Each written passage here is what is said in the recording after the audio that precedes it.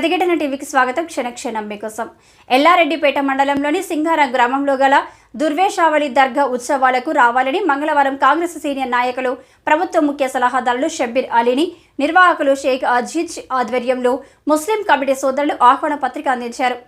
ఈ సందర్భంగా దర్గా నిర్వాహకులు షేక్ అజీజ్ మాట్లాడుతూ ఈ నెల 15వ తేదీన ఉరుసు ఉత్సవాలలో భాగంగా కవ్వాలి కార్యక్రమాలు జరుగుతాయన్నారు. ప్రతి సంవత్సరం నిర్వహించే ఈ ఉత్సవాలకు తెలంగాణ రాష్ట్రం నుండే కాకుండా ఇతర రాష్ట్రాల నుండి కూడా అధిక సంఖ్యలో భక్తులు హాజరవుతారని అన్నారు.